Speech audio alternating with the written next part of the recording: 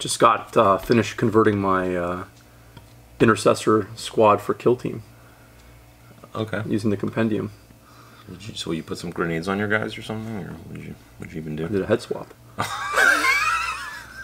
Nice. Yeah. Yeah. Now I'm sure that guy. I'm sure I'll notice from across the table. Can't use it now. Oh. Yeah. Can't use it. Can't. What do you mean? The Compendium's gone. Oh. It's gone. It's gone. Okay. It literally dissipated like Thanos went like this, and they're all gone. Well, I guess you'll need to head swap and reverse head swap. Reverse head swap. Hey guys, welcome to the Lords of War Games and Hobbies video. I'm Chris, this is Jay, and we do these kind of videos a couple times a week where we chat about silly news, wargaming stuff, stuff that affects the retail industry, anything that comes to our minds really, and anything you guys suggest as well, especially if you're patrons of ours. We appreciate that.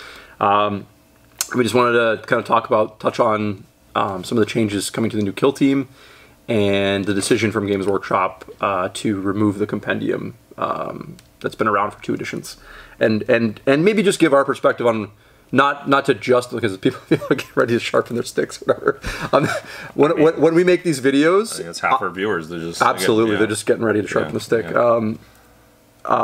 When we make these videos, our goal is to add clarity and sort of explain based on our experience why we think these are happening, not justify them. Yeah, and a lot of it is to do with like retailer perspective.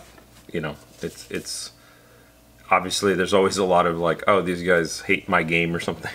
Like, well, we're just giving you the like experience from trying to sell it. Yeah, yeah, exactly right. It's nothing to do with like the game being good or bad. There's lots of good games that fail.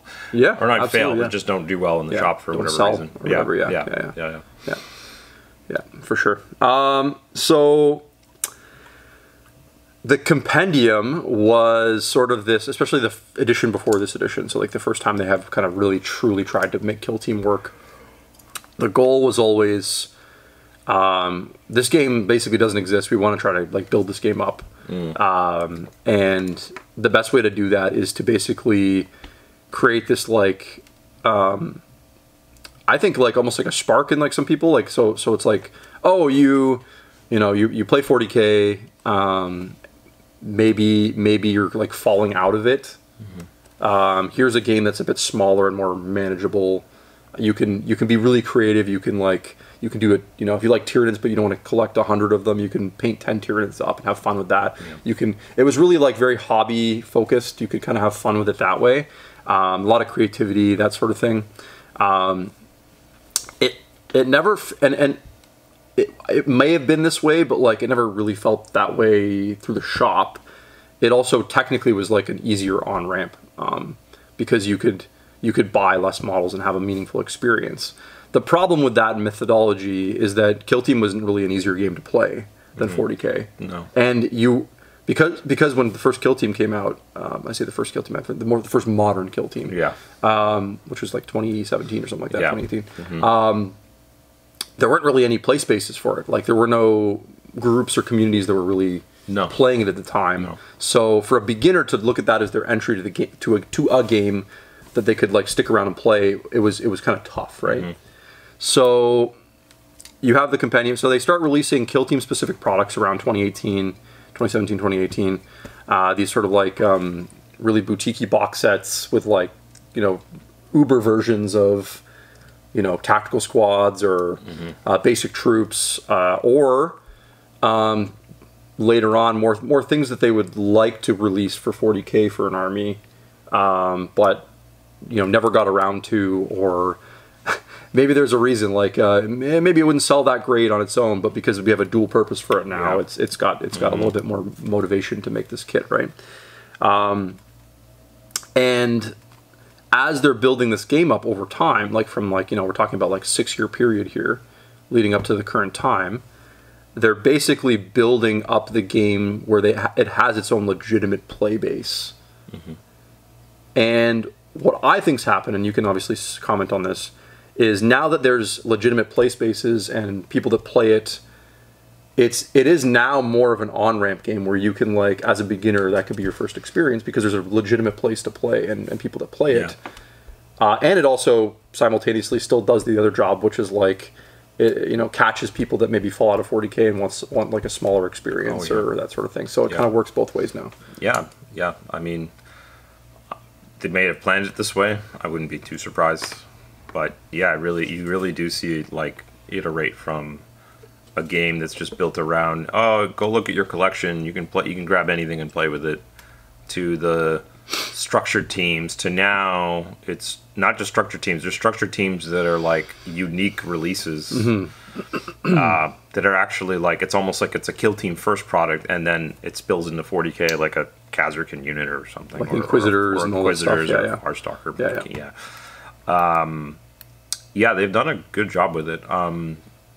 And I've now, like you mentioned, like there are customers that buy the Kill Team starter box because they want to try miniature games, and then they're like, the 40K regular 40K is like, they're like, that's too big and crazy. I just want to play, and they've designed a box that is loaded with stuff for that, because I think the standard starter box is like $130 or something, and it's like 2 teams board. The Kill Team? Yeah, oh, it's fantastic. It's very good. Such a good starter set.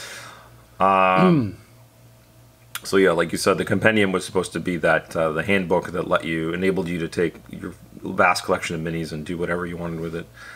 And now the game's moving. Now the game's kind of grown up. It's gotten a little more serious and professional, the way it's designed. So yeah, I guess you don't really need that anymore. They can just keep making set teams, and I think they're going to do. You can correct me. I tried. The article was very dense, and there was a lot of content in it, buried in little nuggets. And I think they also mentioned things in their hour-long reveal trailer. First of all, the Vespids and Scions are freaking cool. I didn't know we'd get Vespids again, but sounds like they're going to make everything a downloadable, like a index card thing. So for all the existing players that are enjoying the current ed, you should be able to, in theory, start playing the new one basically right away. Yeah. So that's good, and then the roster of set teams now is quite large. Like I can see on the wall here, I don't know, it's probably like 30 kits strong or 25 kits strong, and they keep adding to it. So yeah, you don't really you don't need the Compendium anymore, because they've built the game up to a point now where it's it's pretty good. Yeah, people are gonna be like, like to our little intro or whatever, you're gonna miss on some of that. There's always gonna be people like, well, I miss being able to just like build my team really customized and build every guy uniquely. You can still sort of do that, but yeah, it's. I remember being concerned about the set team thing. It's kind of funny, maybe because the first modern Kill Team was mostly like original Kill Team, because Kill Team way back in the day was like, it was just small games of 40K. It didn't have a unique rule set or anything. It was just like, we're going to play 150 points or something. You had to basically like nominate a squad sergeant to be a leader, and then you could pay extra points to have a medic and a specialist. And you just played this little game. I think you used half squad sizes. I think you still played on a full board, actually. It was kind of funny. And that's all it was. It was almost like a White Dwarf version of the game. Yeah. For fun, and then this like 2017 edition was still kind of kept that, but then it had its own little veneer of a rule set that was unique, where models took injuries and didn't, and they could overwatch and do reactions and things like that, and now it's like really its own unique product. So I think it's good. Yeah, the team thing worked well. I didn't appreciate it until later. I was like, oh, people get to pick these up and not have to think about list crafting or anything. They just can like build the minis and play with them. And it's very powerful. I think I know a lot of the veteran hobbyists are like miss the head swapping and the arm swapping, but it turns out if you want your game to do well, you need to be like pop out of the box and play type of thing. I think so. That's where we're at now. I think whatever, right? That's what the market wants now, right? It is unfortunately like a gamer centric sort of like way to look at it. But I think the thing to remember is that for the hobbyist, there's always options, right? Now, I think there's going to be this little period of time where there's going to be a couple of armies that fall in the cracks. Like, you can't really build like a Tyranid Kill Team right now. Not right now. I'm sure if I was a betting person, you're probably going to see them be one of the first ones that come out in the new edition, because Games Workshop's going to correct that essentially. Box of lictors, and nothing's stopping you from kit bashing and proxying and doing cool things to convert. Like, I'm sure people that want to do that are still doing that. At the end of the day. It's still waiting for the Helldivers theme 2-player box for the new season. I mean, that would have been or it's just Tyranids and some. I mean, Elysians would have been good with Yeah. as combo with Tyranids. Yeah. And then they've just like literally ripped off a Helldivers. They should have done everything. Just They really ripped off should. Yeah, the yeah, same that would color be scheme cool. and Problem is they planned that like 2 years ago. Yeah, I know. Probably that's like, the thing, right? Who knows So- about this other game? Yeah. Yeah. But my other hot take on this whole thing about like why remove the compendium, why not just keep it around? It doesn't hurt anything. Is I think if you really asked some of the higher ups at Games Workshop, the people that are like the bean counters, the number, people that look at data is really running the show these days in these big companies, and they like things that they can track. Yep. The problem with the compendium is it creates this weird space where things are purchased that they can't trace. Right. So if you buy a box of Lictor and like a Tyranid Warrior box, and you're going to use them in Kill Team, that looks like a 40K sale. Right. To the numbers. Yes. Right. And then that doesn't tell the bosses and people that like Kill Team is succeeding, and we can and should invest more money into this product. Right. So like it or not, we're in like the big data world now. And companies are gonna build their products in a way that lets them get the best data and information on how well things are doing, right? And like it or not, that's how the Kill Team proprietary box sets and things like that are that. Yeah. Yeah. I mean, I like data too. It's helpful. It is helpful. It's nice to look at, like, I mean, we do this all the time. We're like, oh, how much of this have we sold this year? Oh, not very much. Okay. Yeah. Maybe we need to liquidate it. And vice versa, from our perspective here and from other hobby stores I talk to, people buy the shit out of Kill Team boxes.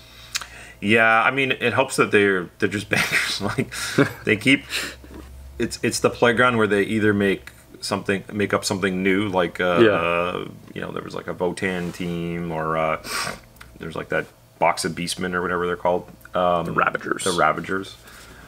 Or they're putting all your favorite spectacular redos in them, like Kazrakan and Scorpions. Striking Scorpions, and the one that I think everyone is waiting to get finally released is Night Lords. Oh my god! Box. Yeah, that can't come out soon enough. Yeah, so that's cool. Like, I think that's one of their product lines that has like worked out spectacularly well, like really well, and it's. Yeah, it you can't say anything can't say enough good things about it. Like how, and there's other small clever things they've done is over the years. Having all their like, I think obviously they're gonna try and do this with Spearhead. I can imagine AOS Spearhead getting unique Spearhead teams going forward, even though it's a little bigger. But they, it's. Oh, geez, I had a point and I lost it. That's the first time ever that's ever happened. I know. I like segued myself in my head. But yeah, anyway. All those early morning trips to Hamilton. Yeah. Anyway, it's doing well. It's doing well. Yeah, I think that's ultimately like... I remember now. That's to do with the boards. Oh, the boards. So now everyone, if you stay long enough in the ecosystem, between all these kits that you've bought, or if you starter kits that you've bought, everyone's got copies of these, like those whatever they are, 30 by 22 and a half, or hard stock cardboard. So nice double sided. So now you also have either kitchen table size. You can bring it with you to the venue you're playing at. Yeah. And all these little terrain kits they bundled with them. It's all designed modular up and anyway. So it's a great product. Like they really and just off topic. We were supposed to talk about the Compendium, but like looking forward to the new edition. I think they're making changes, like positive changes that are gonna make it even more accessible, like getting really stupid shape things or whatever that have no connection to. I feel like I do a video on just the shapes or whatever. The shape thing was So a triangle, that's probably like 3 inches, right? No, that's 2 inches or whatever. But okay. What about circle? That's got to be 1 inch, right? No, that's not 1 inch. Isn't it 1? I think it's 1. Is it 1? Yeah. Circles somewhat makes sense. Okay, but then like the pentagon is 6 inches. And pentagon's 6. Yeah. I think square is 3 inches actually. Of course it is. Of course it is. All the squares I draw have 3 sides. Anyways, guys, I hope you. Tell us about your experience. Are you bummed that the Compendium's leaving? Does it matter to you at all? What's your real concern? Like, do you not think that there's going to be a way for you to use those models in Kill Team anymore? Are those models that you bought and used in Kill Team, were they bought to be used for Kill Team, or were you just using them in Kill Team? So that's another interesting thing there. I think if you had another purpose for them already, it's less painful that they no longer can be used in Kill Team, right? Yeah, it's Kill Team's it's still not bad. Like, I think other than a few models in your team, and there's a few specialists, but most of the team is like pretty stock. Like, I mean, what is a medic? It's a medic with a guy carrying a little box or pouch. Like, that could be anything. Like, it's true. It's true. It's not so bad. Yeah. Well, if you like these kind of videos, check us out a couple times a week. We post these. Give us a like and a subscribe. And if you really want to support us, which we really appreciate, help us invest in better equipment. You can check out our Patreon page, patreon.com/lordsofwarstore Until next time, guys. Take care. Bye.